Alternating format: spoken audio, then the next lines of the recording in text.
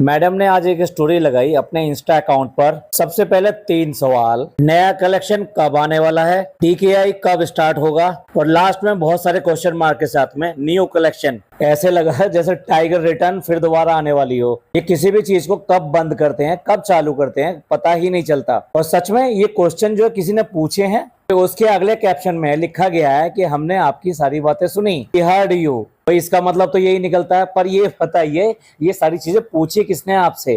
क्योंकि आपका जो व्लॉग आया है मैडम, उसमें तो जब आपने ये डिक्लेयर किया कि भाई आप दोबारा से आप ये टीकेआई को लेके आने वाले हैं, उस व्लॉग के नीचे बहुत सारे कमेंट थे। सबका ये कहना था कि अब तो कम से कम कोई रीजनेबल रेंज लेकर आओ। इतने सारे कमेंट ना पढ़ के मैं सिर्फ एक सैंपल के लिए एक यहाँ पर स्क्रीनशॉट लगा रहा हूँ। ये कहते हैं कि कोई भी इंतजार नहीं कर रहा है आपके चीप क्वालिटी के और हाईएस्ट रेट्स वाले कपड़ों की। लोगों ने आपको बहुत बुरी तरह से ट्रोल किया था आपके कलेक्शन के लिए, और एक बार फिर आ गई। और उसके बाद में एक क्वेश्चन मार्क है। क्वेश्चन मार्क क्या है कि मुझे लगता नहीं, क्या सचमुच में आप सी पेशेंट हैं? अब आप समझ गए होंगे सी का मतलब मैं क्या बोल रहा हूँ। तो एक सैंपल कमेंट था जिसके जरिए मैं ये बताना चाहता हूँ कि काफी सारे कमेंट उसमें ये आए कि इनके कलेक्शन का कोई भी इंतजार नहीं कर रहा है, बहुत ज्यादा हाई रेट्स के हैं, बहुत ही चीप क्वालिटी के हैं। तो लोगों ने पहले से ही कुछ राय बनाने शुरू कर दिया है। जिस तरह से पहली बार आपने लॉन्च किया था, यानी मैडम ने लॉन्च किया था, उस टाइम लोगों को ये था कि भाई किस तरह का लेकर आएंगी, क्या लेकर आएंगी,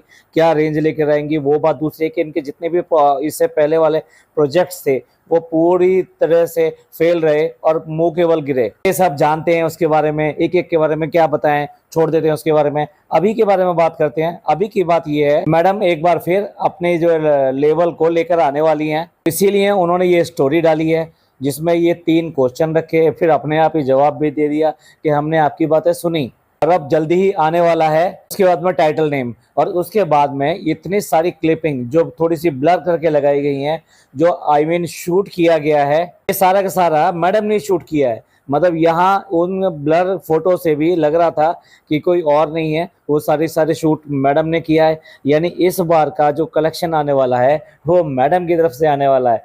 अरे ये तो पहले भी कर सकती थी मैडम, क्या बात है अपने ऊपर कॉन्फिडेंस नहीं था? हाँ हाँ हाँ, या फिर उस टाइम आपकी हालत ठीक नहीं थी? फिर मैडम ने ये सब करने के लिए बहुत ज्यादा वेट लूज किया है, और ये वेट लूज जो जिस तेजी से किया है उसके ऊपर बड़े बड़े सवाल खड़े हो रहे हैं। सच में आप ही बताइए, क्या वेट लूज करना इतना ही आसान होता तो पता नहीं कितने लोग कर लेते, जितनी आसानी से मैडम का इस बार का वेट लूज हुआ है। इसीलिए शायद कि जो कमेंट आया था उसने ये लिखा कि मुझे तो डाउट है, क्या आप सी पेशेंट हैं? जिस तरह की मेडिसिन यानी थेरेपी इनकी चल रही है उसमें तो उल्टा और ये कहते हैं कि वेट गेन होता है, और मैडम जो वेट लूज कर रही हैं। अच्छा, और मजेदार बात ये देखिए ना, वेट लूज कैसे कर रही हैं? कोई थेरेपी दिखाई आपको, कोई भी चीज दिखाई इन्होंने कि भाई हम ये वाला काम कर रहे हैं इसलिए हमारा वेट लूज हो रहा है, या फिर इस बार हम इस तरह की डाइट पे चल रहे हैं? वैसे तो बहुत सारी चीजें हैं। आप जिम ज्वाइन करते हैं, एक्सरसाइज करते हैं, फिजिकल वर्कआउट करते हैं, उसके बाद में कहते हैं कि देखिए मैंने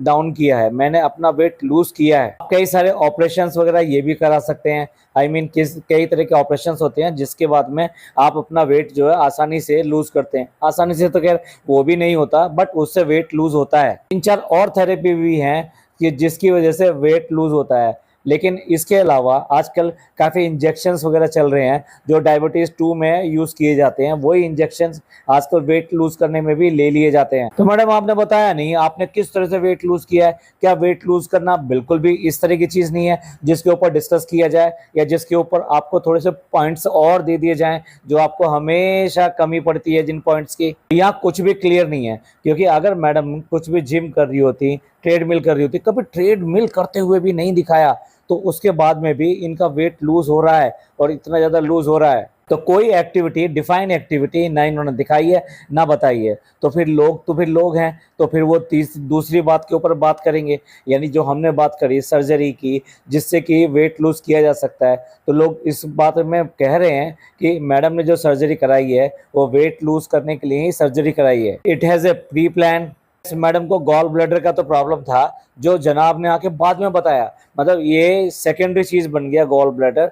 उससे पहले जो वो बताना शुरू किया था कि उनकी कोई ट्यूमर है, ये सब है, उसके बाद में एक दिन आके अचानक ही बोलते हैं अरे मैंने आपको जो ना वो उसके गॉल ब्लैडर के बारे में भी बताया था कि गॉल ब्लैडर में उसके स्टोन है, तो भूल जाते हैं, या फिर ये कहिए कि भूलने का साफ साफ एक नाटक किया जाता है। ये बात भी काफी चर्चा में है कि मैडम ने जो ये कराया है ऑपरेशन, ये दोनों ऑपरेशन कराए हैं, यानी कि इनके स्टोन भी रिमूव हुए हैं, पूरा गॉल ब्लैडर रिमूव हुआ है, और दूसरा इन्होंने कोई ना कोई इस तरह की सर्जरी कराई है जो बेसिकली वेट लूज करने के लिए की जाती है, जैसे बैरेटिक सर्जरी के नाम से जाना जाता है। उसमें भी 3-4 ऑप्शंस होते हैं, इनमें से कोई भी एक ऑप्शन चूज करके आप ये वाला अपना टेक्निक आप यूज कर सकते हैं। तो इंजेक्शन की भी बात करें ना, तो वो इंजेक्शंस भी कम करते हैं, लेकिन वो क्या इतना फास्ट लूज नहीं करते जितना फास्ट मैडम ने दिखाया है। चलिए ये तो हुआ मैडम की जो है वेट जर्नी जो है ना, ये उसके ऊपर बात हुई। ये अगर पर्दा पड़ा हुआ है तो पर्दा भी पड़ा रहने देते हैं, इसके ऊपर बात नहीं करते। लेकिन जिसकी हमने बात करने के लिए आज का पॉडकास्ट बनाया है उसके ऊपर जरूर बात करेंगे। तो मैडम ने उसके बाद में अपना शूट किया। इस बार मैडम ने सारी ड्रेसेस का खुद ही शूट किया है, कोई मॉडल वगैरह इसमें नहीं हायर किया है। मे बी एक फाइनेंशियल प्रॉब्लम भी हो सकती है जिससे कि ये काफी हद तक जूझ रहे हैं। और ये चीज जो है जब भी दिखाई दी, जब मैडम का बर्थडे आया था, जनाब इनको लेके गए थे तनिष्क में, और वहां जाके उन्होंने अपनी पसंद की ज्वेलरी लेने के लिए कहा था, और उसमें ज्वेलरी जो मैडम ने ली, आप बड़ा ध्यान से देखिएगा, ज्वेलरी जो ली है सारे के सारे टिनी स्टाइल की ली है, टिनी टाइप की ली है, यानी बहुत ही छोटी छोटी ज्वेलरी ली है। चाहे वो ईयर रिंग लिए हो, चाहे वो पेंडेंट लिया हो, या फिर सो कॉल ब्रेसलेट की जगह लिया जाता है वो लिया हो, सारी चीज़ें बहुत छोटी छोटी ली हैं, यानी कि एक्सपेंडिचर जो है ज़्यादा नहीं किया है। वरना आप ही बताइए, कोई भी लेडीज़ हो, मैं मैडम की बात नहीं कर रहा, मैडम तो कुछ ज़्यादा ही समझदार हैं, और फिर ये लोग तो बहुत ज़्यादा शो ऑफ करने में भी है। पर मैं वैसे भी कहूँगा, अगर किसी भी लेडीज़ को अगर ले जाकर आप ज्वेलरी शॉप में ये कहते हैं कि आप अपनी पसंद की ज्वेलरी ले लो, तो वो पहले सबसे पहले जो पसंद करेगी वो पसंद करेगी जो बड़ा हो, अच्छा हो, और जिसका इम्प्रेशन कहिए या जिसकी वैल्यू कहिए वो ज़्यादा दिखाई दे सोसाइटी में।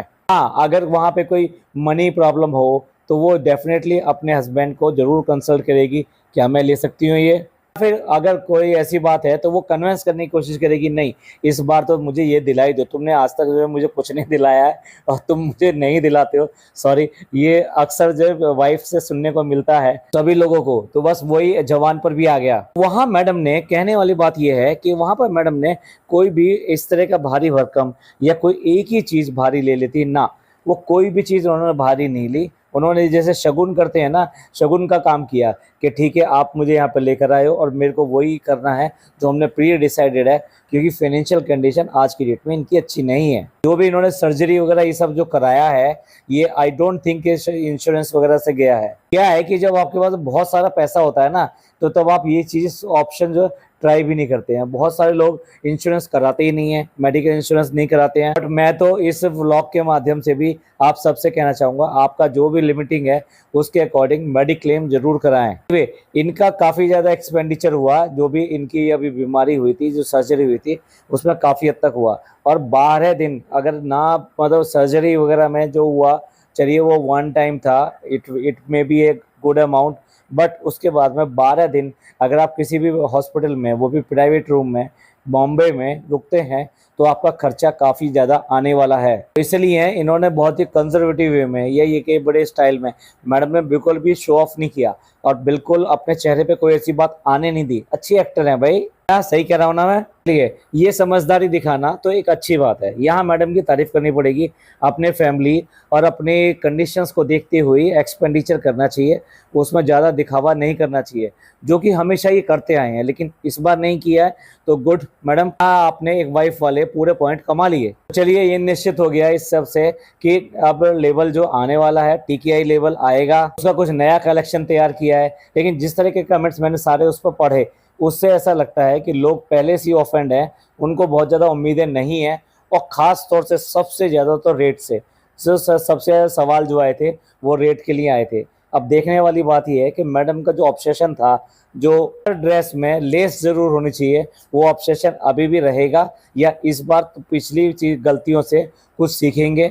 और हाँ, जो रेट्स वगैरह रखेंगे वो भी मार्जिनली गुड रखते हैं कि नहीं रखते हैं। भाई मेरे हिसाब से तो एक सजेशन मेरा यही है कि नया कलेक्शन जो लेकर आओ उसके रेट ठीक ठाक रखो, मतलब रीजनेबल रखो। और जो पुराना कलेक्शन है उस पर कोई स्कीम निकाल दो, उस पर कोई डिस्काउंट कर दो, क्योंकि सब फेस्टिवल सीजन तो अब शुरू हो गया। अब ये नवंबर तक सारा फेस्टिवल सीजन चलेगा, तो ये एक अच्छा मौका भी है। इस टाइम में ज़्यादा बाइंग भी होती है और ब्रांड या इस तरह की चीज़ों में खरीदने में भी आदमी इंटरेस्टेड रहता है। और अगर अगर अगर उसके ऊपर अच्छा ऑफर निकाला तो डेफिनेटली इनको उसका फ़ायदा भी मिलेगा।